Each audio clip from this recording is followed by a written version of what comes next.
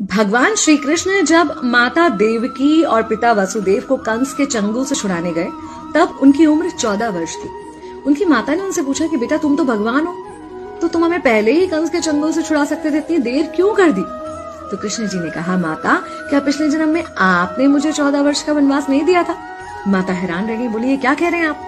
तब कृष्ण जी ने बताया कि पिछले जन्म में मैं राम था और आप थी माता कैकेयी और आप ही ने मुझे 14 वर्ष का वनवास दिया था और कर्म फल से कोई नहीं बच सकता माता, इसलिए आपको 14 साल का ये दुख सहना पड़ा। तब आश्चर्यचकित होते हुए माता ने पूछा, तो फिर यशोदा पिछले जन्म में कौन थी? कृष्ण जी ने बताया, वो थी माता कौशल्या, जो 14 साल तक अपने पुत्र से अलग रही थी। उन्होंने उस दुख को सहा था, इसलिए इस जन्म में 14 साल मैं उनके पास रहा और मेरे साथ रहने का माता और पुत्र के प्रेम का सुख उन्हें मिला। कहने का मतलब यह है कि कर्म फल से ना उस युग में कोई बचा था, ना आज कोई बचेगा।